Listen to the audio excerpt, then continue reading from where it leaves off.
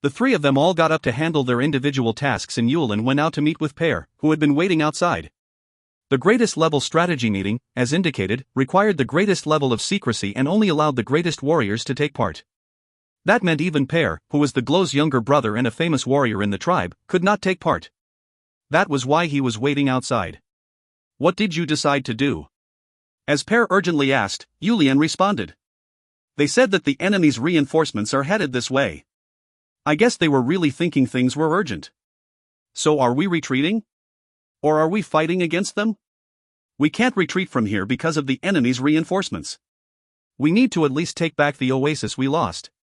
As we discussed before, Greatest Warrior Treble will attack the oasis while Greatest Warrior Again and I will block the reinforcements. Is Venersus coming as part of the reinforcements? Yulian slightly nodded his head as he answered. I presume so. I can finally see the face of my enemy. Hyung Nim. Seeing Per suddenly fidgeting, Yulian thought it was odd and asked. Why are you like this? You're not feeling pressured by his fame, are you? That's not it, to be honest with you, we met him not too long ago. What are you talking about? As Yulian asked in shock, Per honestly explained what happened when they were running away toward Revold and received Venersus's help. Ah! That type of thing, did that really happen? Why did you not tell me? I had no opportunity to do so. Yulian was speechless and fell deep into thought. To be saved by my enemy. Yulian was hurt greatly. More than anything else, he was thinking about Venersus's warrior-like mentality to not capture them because they were in trouble. I feel like I can't face him with a clear conscience. It makes me feel weird. My enemy and my savior. Does this make sense to you? Seeing Yulian shake, Per answered. That was then, and now, we must focus on the task at hand. If our lives were saved by him, then one day, we can save his life as well. I feel like I said something I should not have said. No. I'm glad that you told me. You are right. We just need to return exactly the way we received. Right now, we need to focus on the war. You are right. Yulian firmed his shaking heart and mumbled to himself. Grace and grudge. We just need to return everything the same way it was done to us. Although we do not know when it will be. Yulian quickly thought about what he had to do and started to head toward where Per and Redstorm were gathered. If you find any errors, ads pop-up, ads redirect, broken links, non-standard content, etc., please let us know. Report chapter so we can fix it as soon as possible. Book 2 to 5.4 Venersus Moves, 3. Book 2 to 5.4 Venersus Moves, 3. Someone is coming. Before the subordinate warrior had said anything, Venersus had already been paying attention to that direction for 10 minutes. He was always like this on the battlefield. This intuition that he could not understand. And the thrill that went through his whole body. That was how he could see further than anybody on the battlefield, and when he felt a sense of nervousness and ordered his troops to prepare for an ambush even though everything seemed fine, the enemy always showed up. The reason Venersus was never ambushed or surrounded by the enemies was because of this intuition. But was it just that? He had the necessary leadership and commanding abilities to use that intuition on the battlefield, as well as the boldness to charge against even 1,000 enemies if he knew he needed to get past them. He also had the skills to support his crazy boldness, as well as the 50-ish members of the Desert Sword covering his back. In other words, this was Venersus, the war god of the Western Desert, the man who had every skill necessary in war. It looked like a yellow dust cloud was being created as the messenger warrior hurriedly reported to Venersus. I give my greetings to greatest warrior Venersus. I have come with a situation report from my greatest warrior, Parangsonim. Speak. The strength of the Pariaya tribe is too much that it will be difficult to last past the night, so Parangsonim asked you to arrive even a bit faster if possible. He will do whatever he can to hold on until midnight, so he would like it if you could arrive before then and can work together from the inside and out. Venersus started to frown after hearing the messenger warrior's message and responded. You are telling me they have already attacked so far? Just how did Parangso lead that the enemy pushed forward at normal walking pace without any resistance? The messenger warrior was shaking as he answered. It is because the Pariah's Glow has led tens of warriors and run amok that Parangsonim alone could not fend off all of the other greatest warriors. Even at the messenger warrior's excuse, Venersus did not stop frowning. Even if that was the case, this speed of progression was too much. Parangso was one of the greatest warriors with a lot of charisma and decent commanding abilities. I can't understand how he was pushed back so much. Are you telling me that her son that I let go last time is that strong?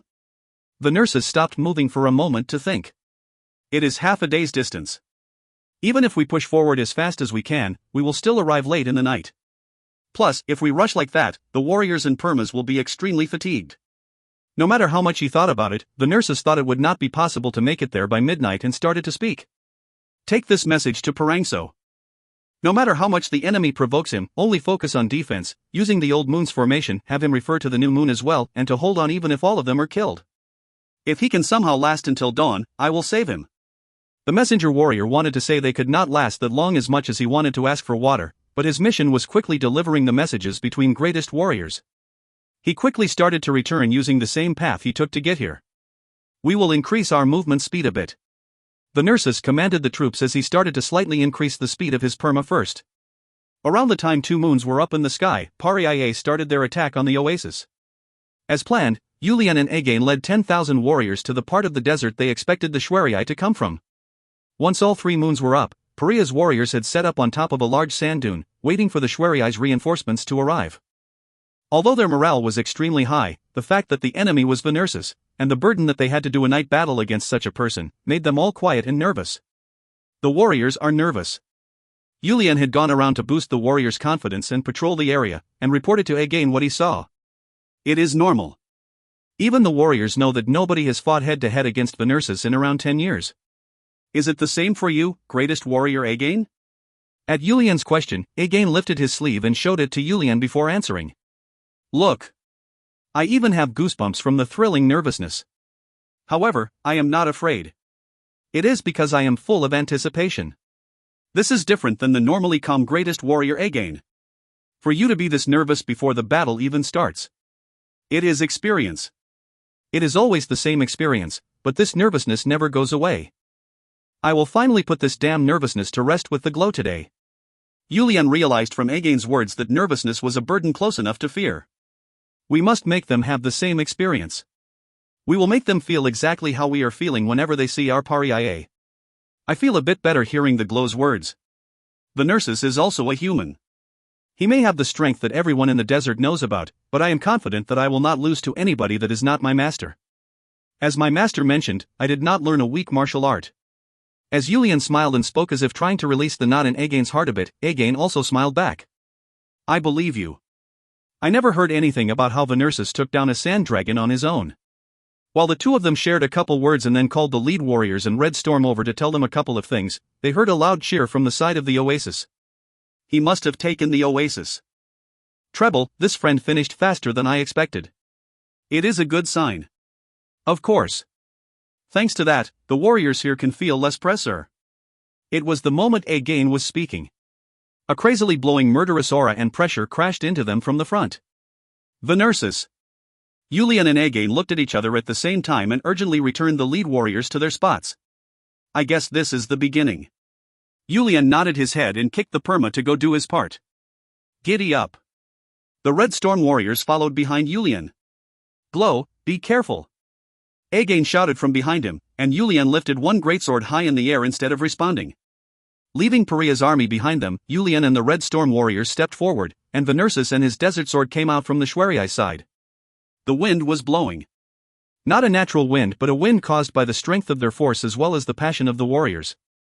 That wind crashed around the area where Yulian and Venursus were standing. Then, the two people hallucinated that the battlefield became extremely small, with just the two of them standing alone in this vast desert. It was the first time Yulian and Venursus both felt this sensation. There was no need for words. These two warriors, who both had the title of war god, pushed their perma forward toward each other at the exact same time. Clang. If you find any errors, ads pop-up, ads redirect, broken links, non-standard content, etc., please let us know. Report chapter so we can fix it as soon as possible. Book 2 to 5.5 First Battle against Venursus, I. Book 2 to 5.5 First Battle against Venursus, I. The sound of steel hitting steel was so loud it could have been mistaken as the sound of thunder. But whether it be steel or thunder, that sound rang throughout the desert. Was Venursus a bit faster? Yulian was taking turns with his two greatswords to parry Venursus's shamshir. A battle of strength versus strength. The pros and cons of having two weapons didn't matter at all in this moment. They were using pure strength to push each other back. Uwa-wa-ea. As Venursus made a noise like a monster and pushed against Yulian, Yulian made a noise as if to say he will not lose. Ya awa up. The two warriors' shouts oddly resonated with each other, and the two voices wrapped around each other before disappearing into the air. Time moved slowly, but to the people watching, each second felt like a whole year. The aura of the two war gods were making them feel that way. In that type of situation, the red storm did not move, and neither did the desert sword. None of them moved even a single finger as they looked toward their respective leader. It was not something like faith. The fact that their hearts were shouting at them to go rush in and help their leader proved that it was not faith. The moment that it looked like someone's body would break into two, the two of them moved back at the same time. Then, they glared at each other. Uwawa awa. Ya awa up. Kakaboom. Almost as if they couldn't believe each other's strength or that it really was unbelievable, the two warriors shouted again as they rushed in toward each other and another round of thunderous noises could be heard. The same situation as before occurred again. Maybe it was that the weight of the greatsword was slowing it down. But the Shamshir was at a stalemate with it, and it didn't seem to have any advantages either. How could this puny child who was not even in his mid-20s block my blade? I, as the person who claims to one day conquer the desert, how could I be pushed back like this in a one-on-one battle? Are you telling me that all of my training until now has been for nothing? The two warriors really could not believe it. Screech! The sound of steel sliding against each other could be heard as the two caused damage to each other's weapon before moving away again. There was no such thing as carelessness, nor was there an opportunity to be careless. Looking into each other's eyes, they were just waiting for their opponent to show an opening. Thanks to that, both the Red Storm and Desert Sword could wake up from the effect of the two warriors' auras and pointed their weapons at each other. But none of them could carelessly move. They were all feeling like a single wrong movement could lead to their entire side being decimated. Ha ha ha ha ha. Ah ha ha ha ha. The nurses suddenly started to laugh like a maniac.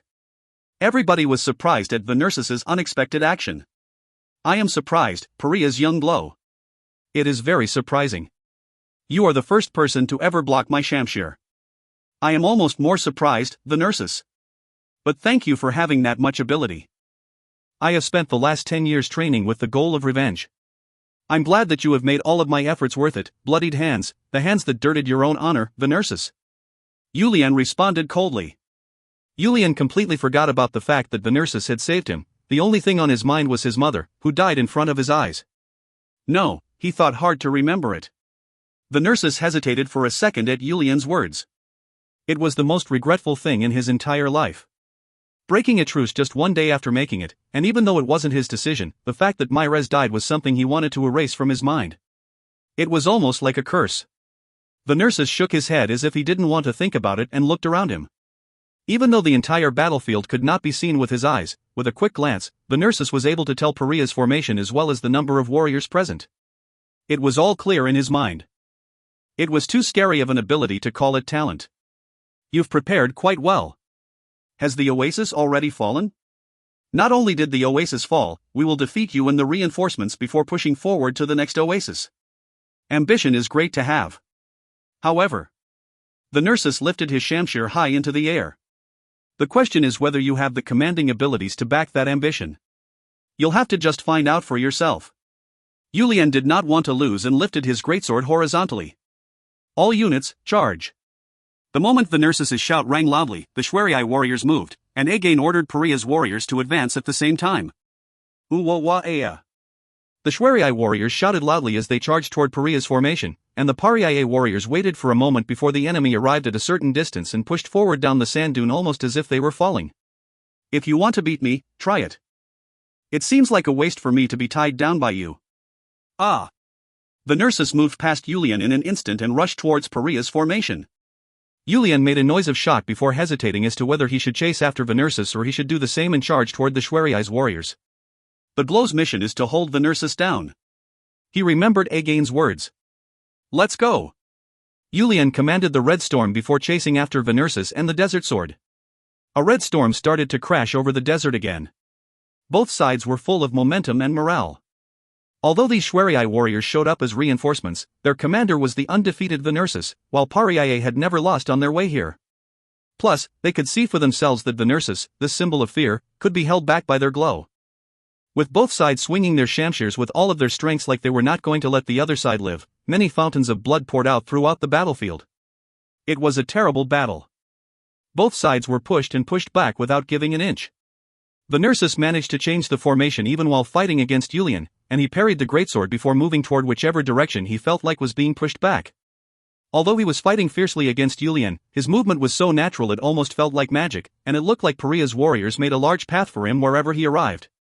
Julian became extremely angered at the fact that Venursus could take him on without focusing all of his attention, and put even more strength in his greatsword to attack Venursus, but Venursus was unmovable. Julian let out a shout out of frustration and really put all of his strength into it, as he fiercely swung his greatsword and started to kill Schweriai's warriors. If he didn't have the abilities to tie Venursus down, might as well slash apart the Schweriai's warriors like Venursus was doing to Pariah, and sow a seed of fear in the Schweriai just like Pariah feared Venursus. Venursus finally showed a response to Julian and started to swing his shamshir toward Julian. I should have done this from the start. Julian swung his greatsword and shouted, as if he had been waiting for this. The battle between the two warriors that was so fierce that it could even shake the heavens started again, and this time, the Red Storm and Desert Sword warriors charged toward each other as well. Although Julian had managed to stop Venursus from moving, he couldn't make him stop giving commands. With Schweriai's warriors continuing to change formation, Pariah's warriors starting to slow down became visible. The situation of the battle started to be drawn in Julian's mind as well. It was the exact same feeling Venursus was having. It is dangerous. It was an unfamiliar feeling, but Julian could feel the danger throughout his body. Pariah's warriors were being split apart slowly by the Schweriai's movement. Although they were not surrounded just yet, if they continue to be split apart like this, it will only take a moment to be surrounded. Retreat! Julian hesitated for a second before shouting loudly. Retreat! All units retreat! If you find any errors, ads pop up, ads redirect, broken links, non-standard content, etc., please let us know. Report chapter so we can fix it as soon as possible. Book 2 to 5.6 First Battle against Venursus, 2. Book 2 to 5.6 First Battle against Venursus, 2. Again was confused after hearing Julian's voice from far away.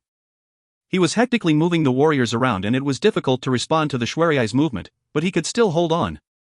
Furthermore, there was no signal from the oasis indicating that they were ready. Glow! What are you doing? Again was wondering what was going through Julian's mind, that he was acting different than what they had planned. He had been paying attention to Julian and Venursus's battle while moving the formations, but it didn't seem like Julian was being pushed back too much. There were many things on Again's mind, but the overall commander of this war was the Glow Julian. Although it might be just in name, everybody knew it was the case. He couldn't go against an order. All units retreat. Retreat back to the oasis. Again also shouted loudly as he prepared to retreat. Retreating while in the midst of fiercely fighting like this was extremely dangerous. You needed to move slowly to retreat safely. At their leader's order to retreat, Pariah's warriors hesitated for a moment in confusion, and the Schweriai warriors started to increase their momentum from thinking that they had won. Everybody was surprised at Julian's command to retreat, but the person who was the most surprised was none other than Venursus. If he moved a few more times, he would have been able to surround Pariah, but because of Julian's command to retreat, they were gathering back together. You saw it? Is there a reason I wouldn't be able to see something you were able to see? At Julian's answer, Venursus was thrilled that this young blow could see the same thing that he saw. If he was able to see the same thing, this young warrior had the qualifications to be his opponent. Although it was questionable whether Julian could catch up to his almost 20 years of war experience, he was still at the level to be on the same battlefield as him. I accept that. But at least for this battle, I will take the victory. All units, charge once more. At Venursus's command, the Schweriai forces didn't face their enemies head-on again. They just avoided or pushed back the Shamshirs coming toward them as they started to push forward once more. Although Pariah's formation came back together to retreat, it was not a formation that could respond to the attack. They slowly started to retreat while suffering at the hands of the Schweriai. As the injuries to Pariah started to increase from the Schweriai's movement, a large fire could be seen coming at the oasis. He's ready. All units, run toward the oasis.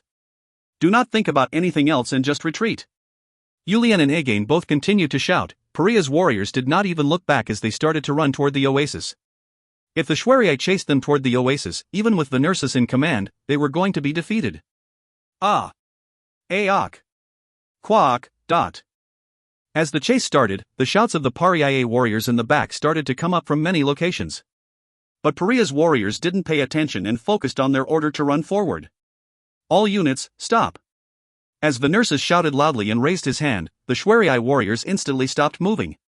It was indeed a very amazing leadership ability. You are not going to chase them down? Heldru, one of the Desert Sword members who had been supporting Venursus for a long time, asked Venursus. Venursus shook his head. It is a trap. This is enough. Pariah will not be able to come past here and we will just take back the lost oasis later on. Even Heldru, who knew that whatever Venursus said was what they needed to do, couldn't help but salivate at the sight of Pariah's warriors running away. They would be able to take down over 500 of them before they reached the oasis. But that was just an estimate.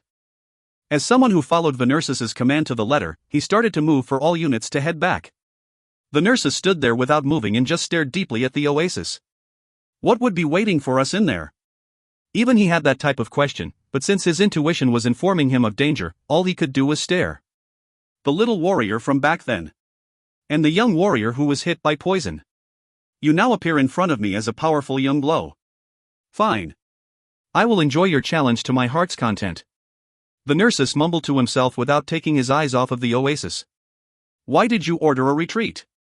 Seeing that the Schwerii were not coming anymore and heading back as they fixed up their formation, Again asked Yulian. If we had retreated before the oasis was ready and the Schwerii attacked, it would have caused a giant hole in our strategy. Why did you do so? Venursus, it is the same reason that he did not chase us all the way. I would assume it is, Ha? I saw it. I saw the Schwerii warriors moving according to Venursus's command and our Pariah warriors slowly started to be surrounded. Again and Treble looked at each other at Yulian's answer. Even while fighting against Venursus, he was able to see the movement of the enemy? As well as Pariah's formation? Even veteran warriors would have a hard time seeing the entire battlefield like that. Wouldn't Venursus have stopped chasing us down because of that intuition? Looking at it from his point of view, he had no reason to stop. Unless he could see through our strategy. Yulian thought again for a bit before speaking. I may have made an error. I could have made Pariah fall in danger. However, if I did not do that, I felt like we would have been ripped to shreds and surrounded by the enemy. It was a really terrible feeling that I never want to feel ever again. The two greatest warriors thought long and hard about what Yulian had just said. They knew the meaning behind Yulian's words. It was because they had experienced a similar thing before. That superhuman feeling that you feel when the situation turns extremely terrible. That seemed to be similar to what Yulian had felt. I don't know what to tell you just yet. Honestly, war is somewhere that luck also plays a factor, so if you are uncertain about something, it is better to trust your instinct. Again did not blame Yulian nor did he praise Yulian, as he continued to speak. I was feeling chaotic as well. Venursus was commanding them so quickly that it was becoming harder and harder to respond, and I was feeling that something was going wrong. However, we were not being pushed back too much and we just needed to retreat once we had Treble's signal, so I ignored that feeling. But hearing that the Glow felt that ominous feeling even more than I did, the Glow may have made the right decision. Even I am confused now. Seeing that the atmosphere was getting heavy, Treble stepped forward and started to speak. In the end, we managed to take two oases and Venursus has retreated. It doesn't change the fact that this was Pariah's overwhelming victory. The Guardian must be blessing our Glow's first campaign. There is no reason to suspect anything. We have won, and we have become the heroes who retrieved the oasis that we lost 10 years ago. If you complicate your thinking, things will become complicated. You are right. We have won. Again accepted the fact as well, and it was only then that Yulian could finally smile. But because the sensation he had on the battlefield was still fresh on his mind, it was true that a part of him was still feeling very frustrated. If you find any errors, ads pop-up, ads redirect, broken links, non-standard content, etc., please let us know. Report chapter so we can fix it as soon as possible. Book 2 to 5.7 End of the first campaign. Book 2 to 5.7 End of the first campaign. The warriors outside the Peo were all expressing their joy from the victory. They brought out a lot of food and alcohol, and as a result of this war, they were certain that their families will receive a lot of rewards. Plus, the fact that they were a part of this memorable war, and the experience they gained from it, will remain with them forever. It was a way to console the warriors who had been rushing the Schwerii without getting any proper rest other than the celebration after the first battle, so the strict lead warriors closed their eyes to a good amount of rowdiness, and happily celebrated as well. The three people finished by figuring out how to defend their two new oases and returned to their residences. Yulian continued to think about that sensation he felt even as he walked into his Peo. If this sensation is really the same as reality, the mythical undefeated streak of his can be explained if he has always had this sensation. Isn't this what you would call the greatest sensation for war? He would need to wait until the next war to see if he would feel this again, but for some reason, Yulian felt that it will not disappear. Since it was an unbelievable sensation anyways, there was nothing to say his confirmation would not be right. What are you thinking about so hard? Ah. Master. Chun Myung-hoon was waiting for Yulian in the peo. Why did you wait for me? You should be resting. If you needed me, you could have called me over. I didn't do anything, so why would I be tired? Plus, as you mentioned, you have become responsible for a whole tribe, so it won't look good if I keep ordering you around. You are not yourself right now, Master. You're even thinking about this lowly disciple of yours. As Yulian relaxed and joked with his master, Chun Myung-hoon oddly did not change his expression and just asked. What were you thinking about? That, you see, Yulian explained the odd sensation he felt on the battlefield to Chun Myung-hoon as well as the concerns and questions he had about it.